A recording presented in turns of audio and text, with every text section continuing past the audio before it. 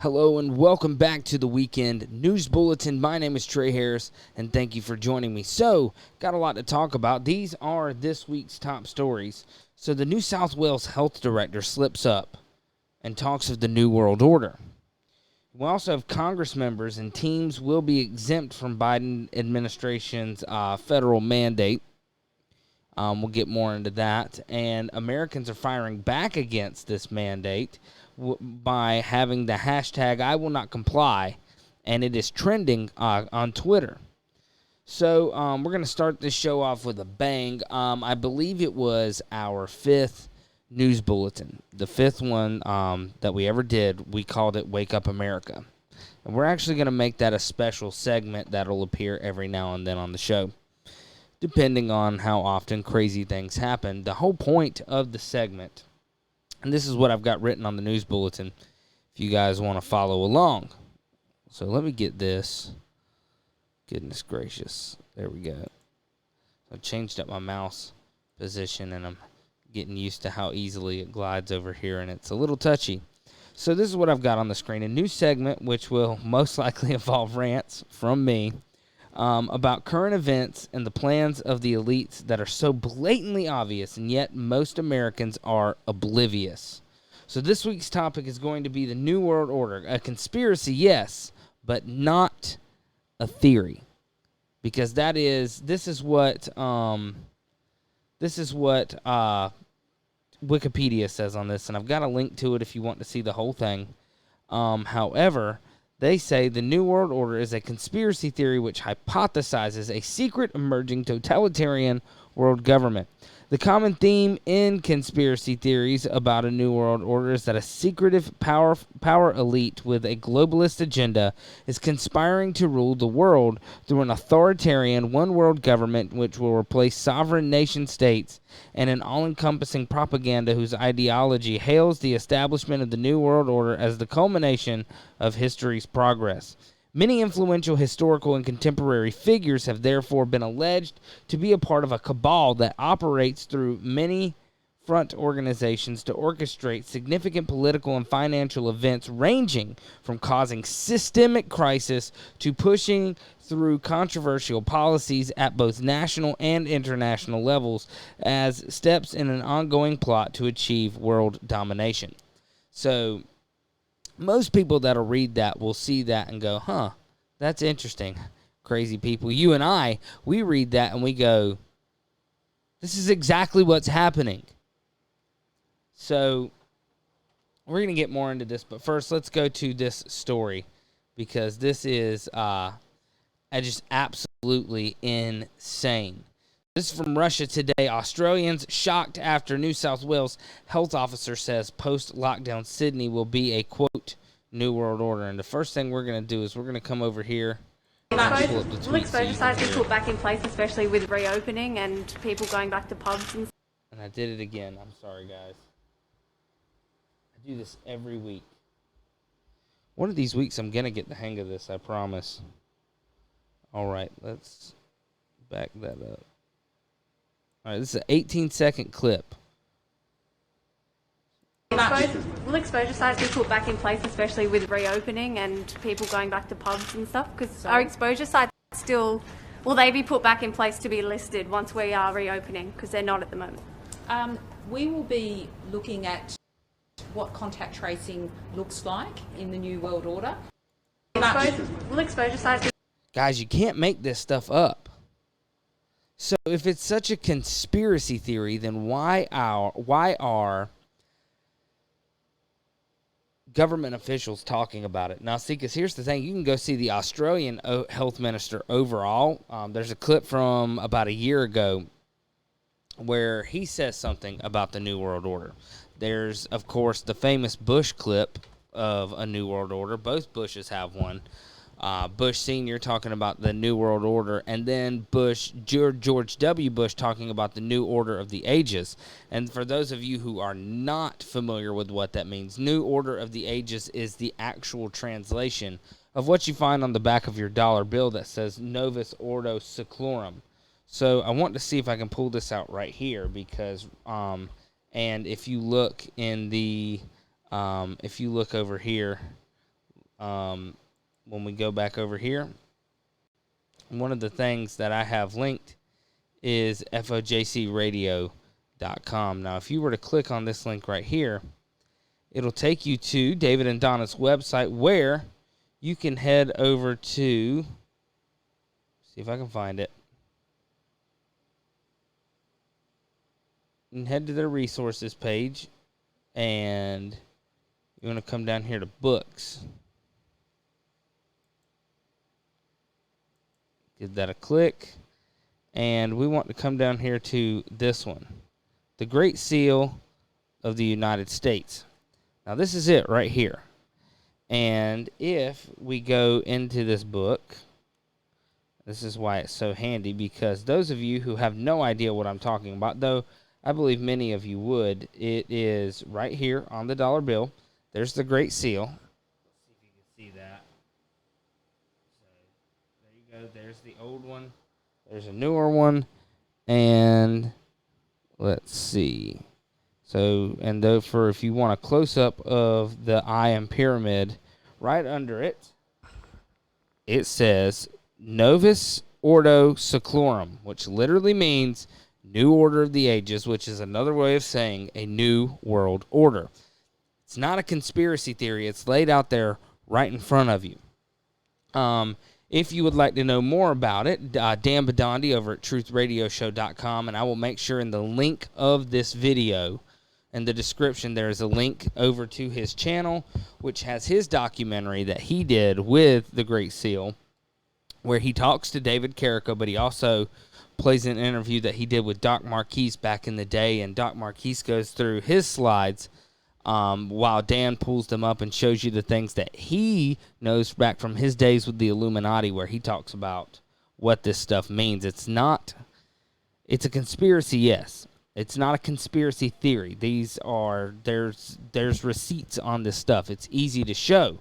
So, I mean, it is right in your faces. The leaders of the world, Australia, which is probably one of the most totalitarian governments right now of what we would call the Western world, they are under complete lockdown to the point where they were not even allowed to leave their houses and talk to people at the grocery store. And, I mean, that's literally what the Wikipedia article said. Literally says, agenda conspiring to eventually rule the world through an authoritarian one-world government. Now, what's so interesting about this is these knuckleheads that write articles like this, I guess they forget the part about the Bilderberg Group. They forget about things like the World Economic Forum, the United Nations, the World Health Organization, all of these things where there is a panel and it's basically just leaders from all over the world. In the United Nations, it's literally dignitaries from all over the world. The World Health Organization is doctors from all over the world. The World Economic Forum is businessmen from all over the world, and they're all uniting for common goals. Now, you can look at the World Economic Forum. They were very much for the lockdowns. They're very much for ESG scores. They're very much for a lot of these things. They're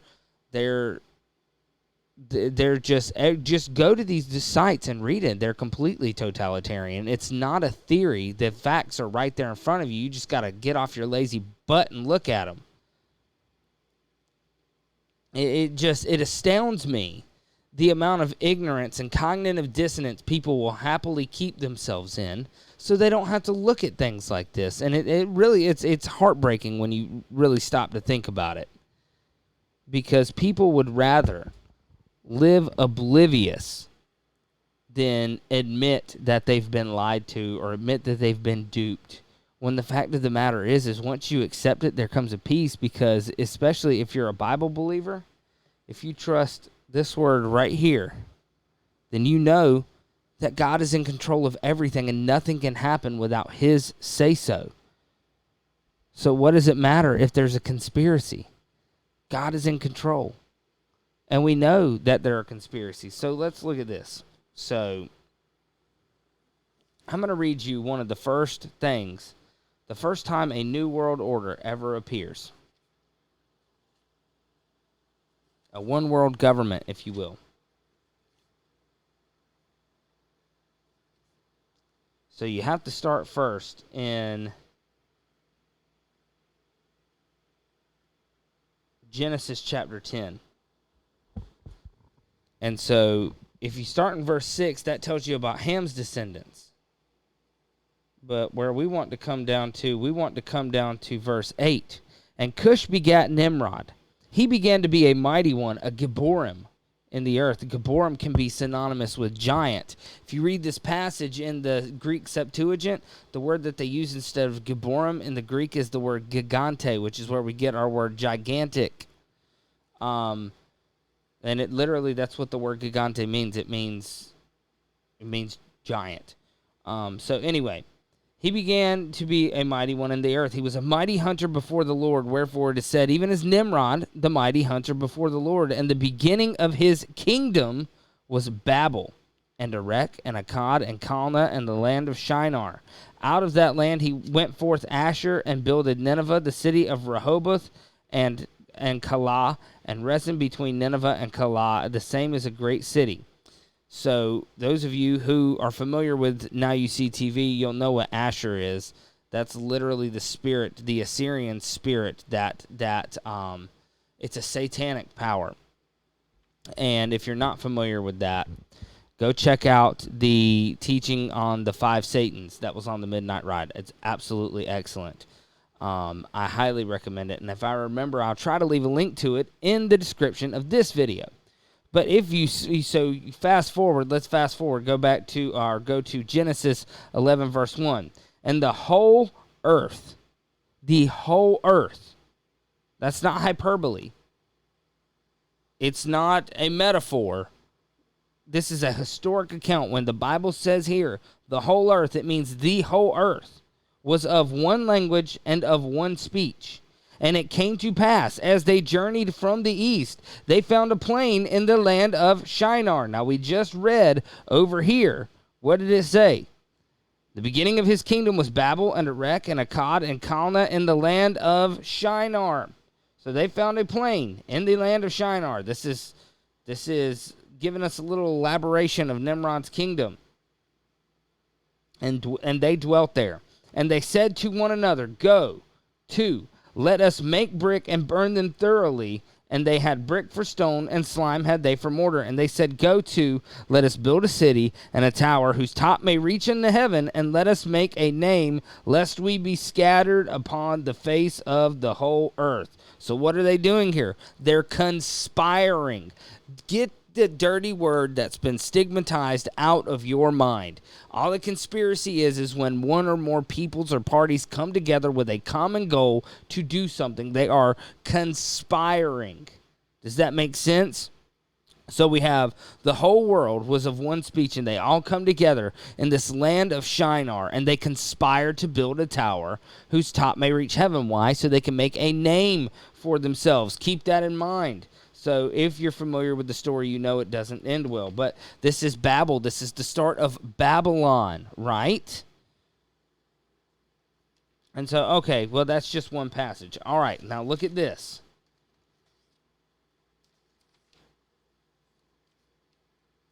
This is the second psalm.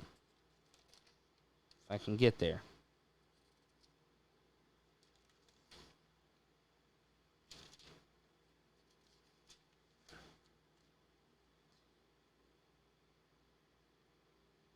Why do the heathen rage and the people imagine a vain thing? The kings of the earth set themselves, and the rulers take counsel together against the Lord and against his anointed, saying, Let us break their bands asunder and cast away their cords from us.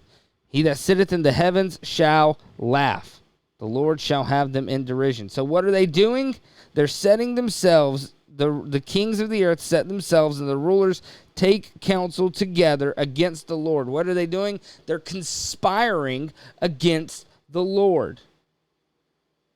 Conspiracies are a real thing, especially when you have leaders of nations who have rejected Jesus Christ as the true Lord and King. What do? They conspire and set themselves against the Lord's anointed. Who is the Lord's anointed? That is the Mashiach, the Messiah.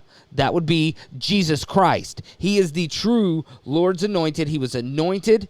He was, they see, you are the Christ, the Son of the living God. That's what Peter said. And Jesus said, upon this rock I will build my church. What rock? The rock of the revelation that God gave Peter, that Jesus was the Christ, the anointed one, the Christos, the Mashiach, the Son of the living God.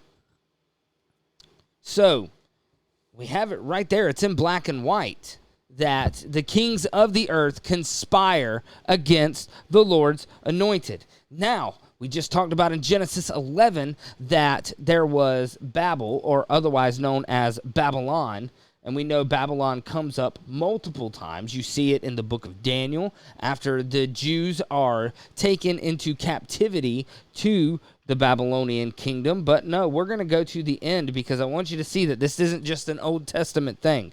The book of Revelation, and this is chapter 17.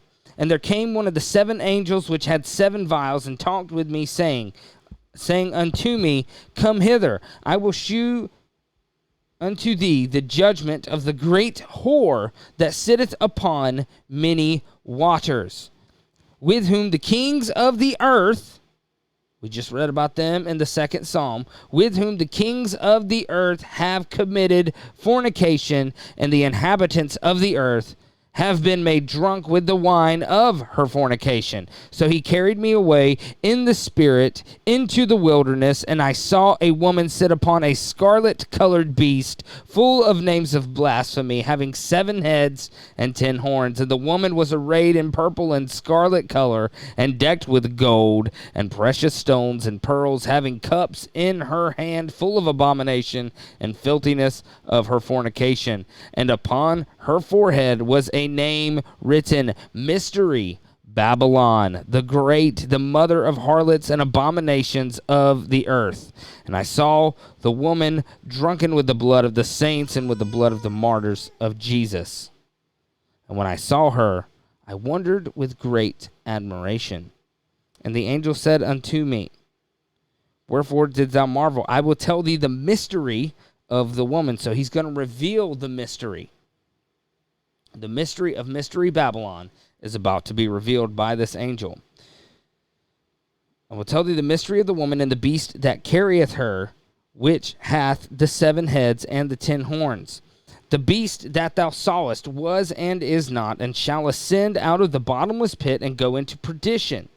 And they shall dwell on the earth, and they that dwell on the earth shall wonder, whose names were not written in the book of life from the foundation of the world.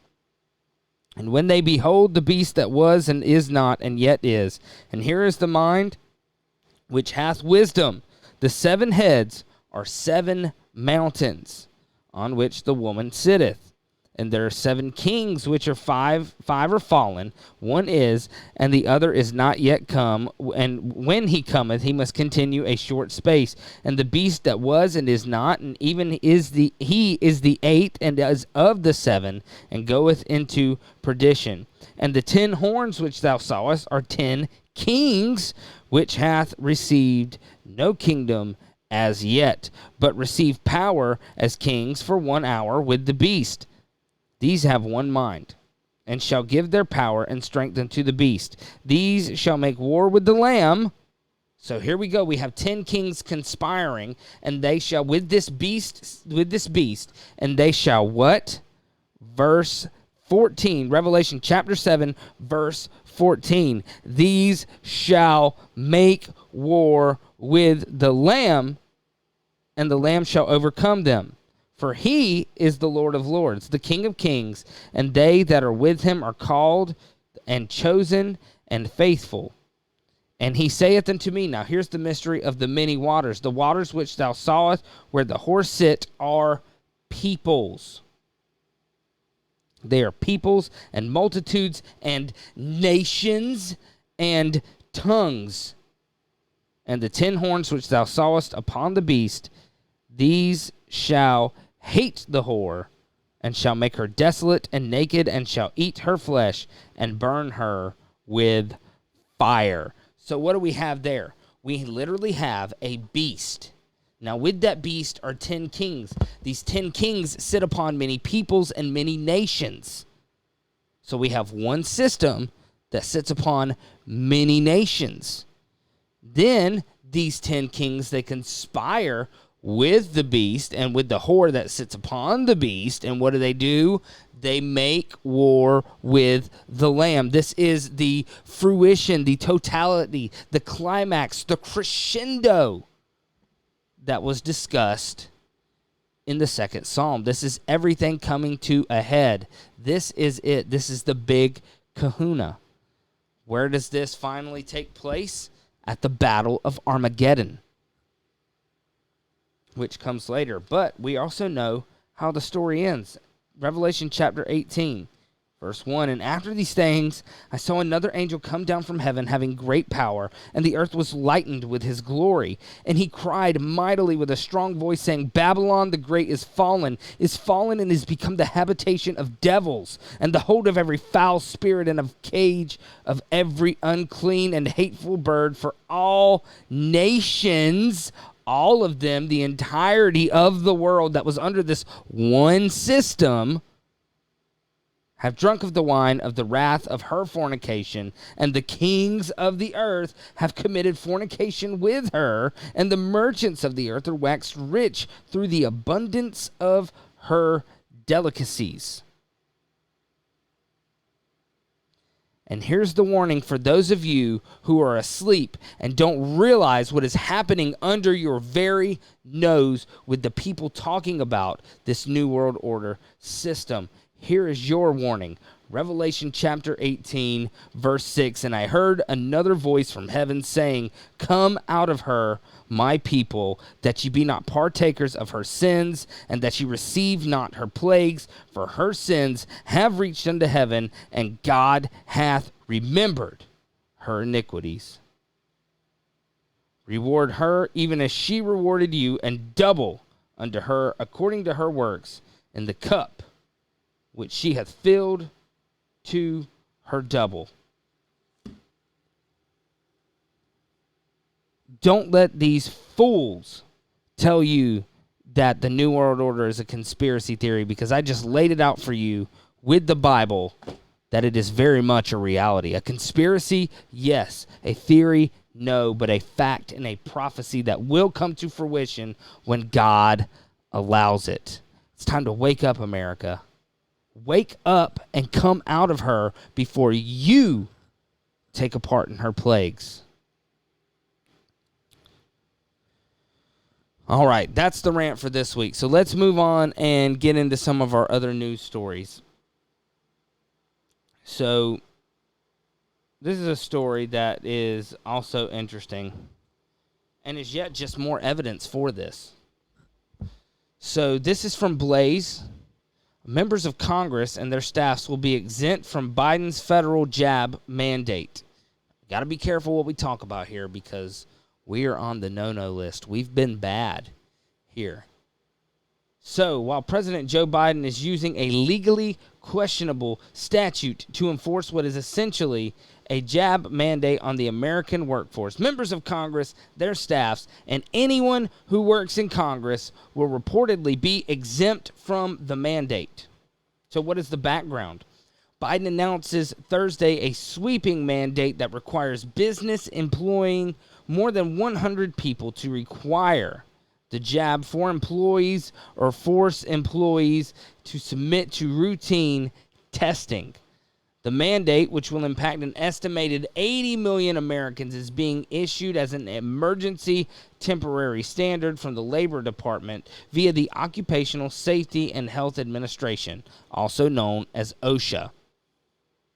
Now, if you work in a business that is got a lot of safety standards, then you're familiar with OSHA. And I can't get into it too much, but the business I work for, we are required to take OSHA training every year. This year, we had to do the entire year's worth of training up front. That was fun. So, they've got a video of they got a video there, and the link is on the news bulletin, which has already been published, so you can see all that on your own time. So why does the mandate not apply to Congress? So the New York Times reported that Biden's mandate will apply to employees of the executive branch, including the White House and all federal agencies and members of the armed services, a workforce that numbers more than 4 million, but not those who work for Congress or the federal court system, according to White House officials. The reason workers outside the executive branch are exempt is because Biden is implementing the mandate via executive order.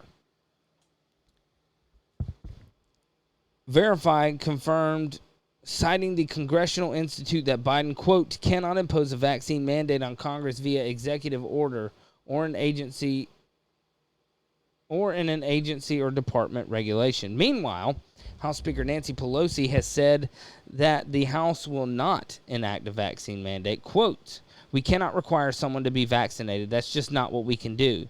It is a matter of privacy to know who is or who isn't. I can't go to the Capitol physician and say, give me the names of people who aren't vaccinated.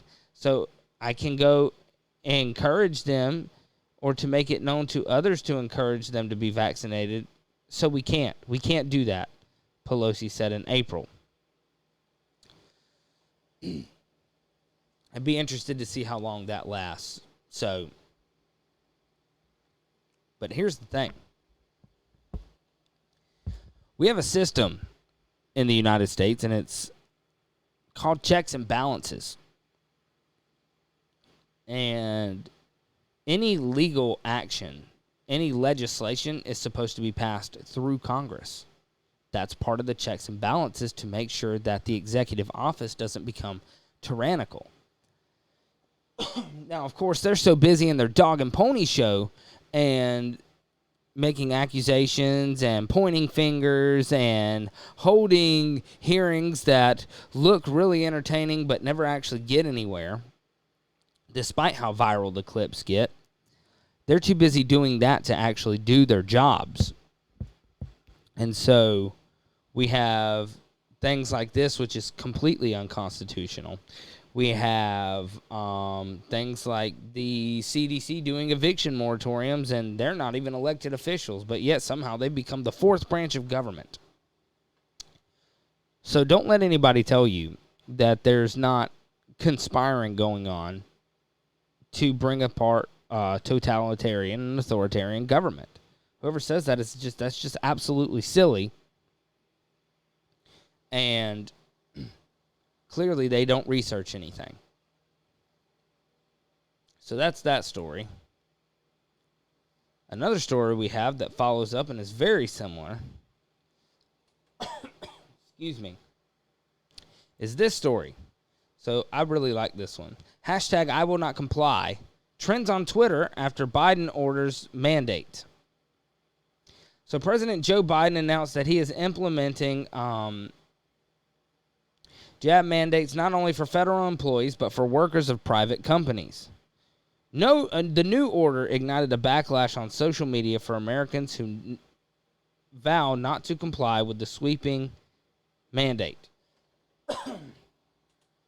Biden's mandate, which could affect 100 million Americans, applies to federal employees, healthcare workers, companies that contract with the government, and private companies that have 100 or more employees.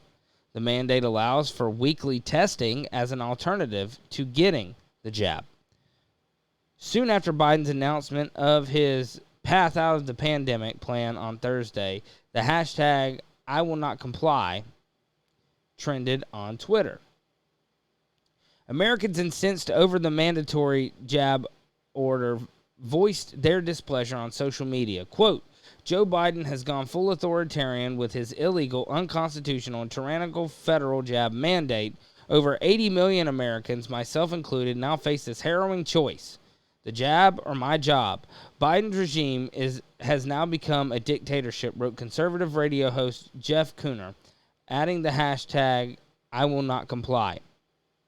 Livestock are involuntarily medicated, said political cartoonist Ben Garrison. People are not livestock. Hashtag I will not comply. Wikipedia co-founder Larry Sanger and podcast host Tim Pool both said they would not comply with the vaccine mandate. Whoops, said the word. Oh well, there we go. There were also dozens of Twitter users who used the I will not comply hashtag to mock conservatives who could lose their jobs over the jab mandate, and even celebrated that there could be job openings left by those forced to quit their jobs over mandatory jabs. See, this is how stupid people are. And I'm not even trying to sound mean, but I just don't know what other way to put it. This is how stupid people are. They don't realize, I guess they don't understand. Maybe they're so scared of what is going on in the world that they don't leave their house to notice that just about every business has a now hiring sign out front. Or maybe they just don't like those businesses, so they're hoping these well-paying jobs that some of these people have in these companies that have more than 100 employees, maybe they're hoping those jobs will open up, even though the reality is they'll probably still get paid more for sitting at home on unemployment than they will at these places, which are now putting all their money into legal fees to fight this stupid order.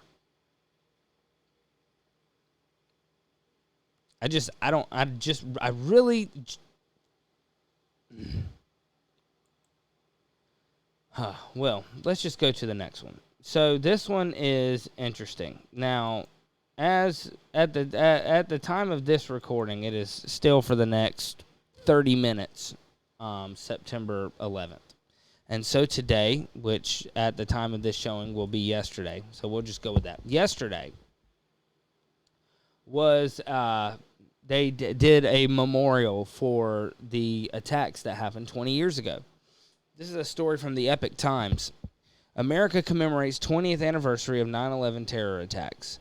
Americans across the country came together on September 11th to commemorate the 20th anniversary of the 9/11 terror attacks that killed nearly 3,000, wounded thousands more, and left an indelible scar on the nation's psyche. Observances were planned across the country, for a wreath laying in Portland, Maine, to flags flying half-staff at the Washington Monument, marked by a sea of statues, 9/11 plaques, and sorrowful Americans vowing never to forget the deadliest act of terrorism on U.S. soil. A ceremony at Ground Zero in New York City got underway with the first responders striking a silver bell at 8:46 a.m., the exact time when the first of the two hijacked planes crashed into the World Trade Center's Twin Towers. Quote, "It felt like an evil specter had descended on our world. But it was also a time when many people acted above and beyond the ordinary," said Mike Lowe, whose daughter, Sarah Lowe, was a flight attendant on that plane. Quote, "As we carry these 20 years forward, I find the sustenance and a continuing appreciation for all those who rose to be more than ordinary people," the father told a crowd that included President Joe Biden and former Presidents Barack Obama and Bill Clinton. Relatives that then read aloud the names of the 2,977 victims who died in the World Trade Center attack, and later Bruce Springsteen gave a heart-wrenching performance of "I'll See You in My Dreams." In line with tradition, no politician spoke at the Ground Zero ceremony in Manhattan, where buildings will be illuminated in blue, and at sunset, twin beams will be projected 4 miles into the sky to mirror the fallen towers.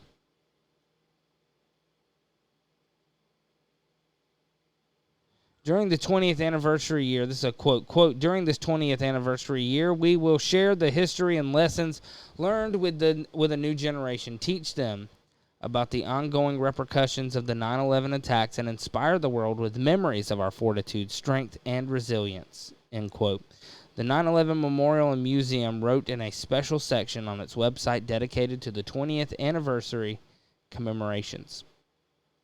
And of course, my heart, and I'm sure many of your hearts as well, go out to the families of the people that lost their lives there. I just can't help but think about it. So for those of you who may not know, the job that I work at, I normally end up being on call every other weekend, and I was on call this weekend, went out to one of my stops, and while I was there, getting the lady set up with everything, she was watching the ceremony on her TV, and the vice president spoke and talked about us being unified, not in uniformity, but actually being unified, which, of course, rang hollow given the fact of everything that has happened in the weeks preceding this, where the people they claim were responsible for this, which personally I don't buy it, but that's just me. The people they claimed were responsible for this, they let take over the country that they were in Afghanistan. They gave them a bunch of our military equipment and left hundreds, if not thousands, of American citizens and those that helped us in this 20-year war that we probably should have never been involved in, just left them there to die. And private citizens and veterans and many organizations stepped up to help evacuate those that were left behind. But it just rings hollow hearing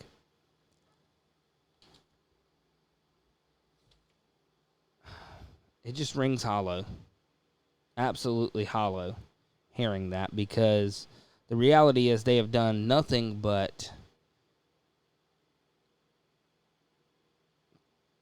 sow division during this entire administration's time in office.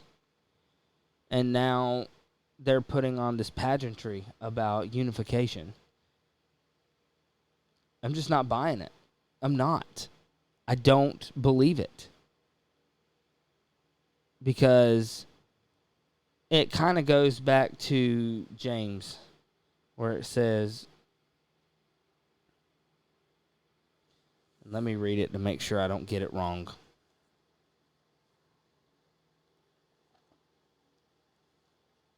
So I believe it is, let's see.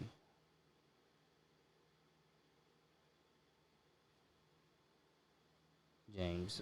What doth it profit, my brethren, though a man say he hath faith and have not works? Can faith save him? If a brother or sister be naked and destitute or of daily food, and one of you say unto them, depart in peace, be ye warmed and filled, notwithstanding ye give him not those which are needful to the body, what doth it profit? Even so faith, if it hath not works, is dead, being alone. Yea, a man say, thou hast faith, and I have works. Shew me thy faith without thy works, and I will shew thee my faith by my works. Thou believest there is one God, thou doest well. The devils also believe and tremble, but wilt thou know, O vain man, that faith without works is dead? Was not Abraham our father justified by works when he offered Isaac his son upon the altar? Seest thou how faith wrought with his perfect works, and by works was faith made perfect? And the scripture was fulfilled which saith, Abraham believed God, and it was imputed unto him for righteousness, and he was called the friend of God. Ye see then how that by works a man is justified, and not by faith only. It comes down to this. People can talk all day long, and you can continue to talk, but when your actions say a different thing, well, then it's fake.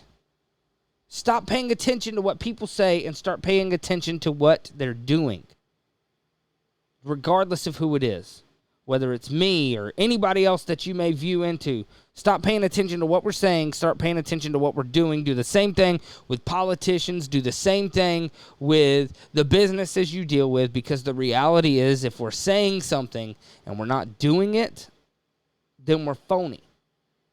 Jesus said, by your fruits you shall know them. A good tree cannot bring forth bad fruit. And as a whole, especially in our leadership, and I believe the leadership, for the most part, is a reflection of whether we actually chose the leadership or not, is really beyond it's a moot point. Because here's the thing. Our leadership is a reflection of our society, and our society is rotten. So there's that. We're going to end on that depressing note, because when you have, regardless of how depressing the news gets, We went through this in the Wake Up America segment, and we saw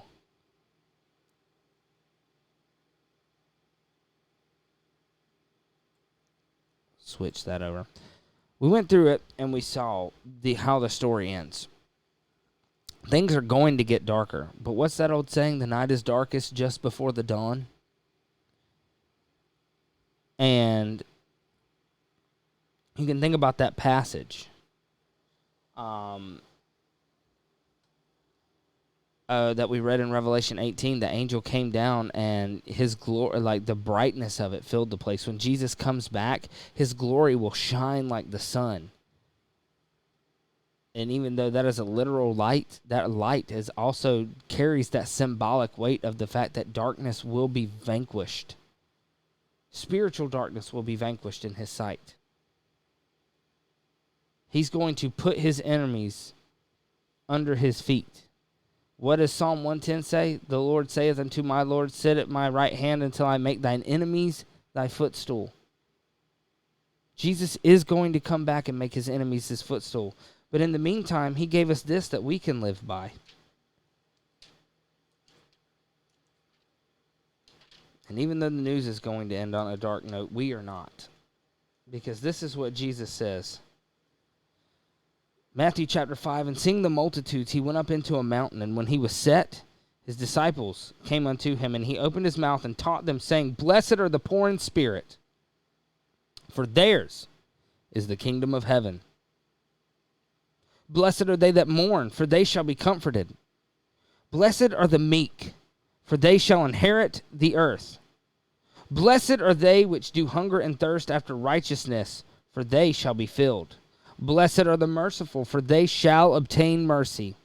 Blessed are the pure in heart, for they shall see God. Blessed are the peacemakers, for they shall be called the children of God. Blessed are they which are persecuted for righteousness' sake, for theirs is the kingdom of heaven. Blessed are ye, when men shall revile you and persecute you, and shall say all manner of evil things against you falsely for my sake. Rejoice, and be exceeding glad, for great is your reward in heaven. For so persecuted they the prophets which were before you.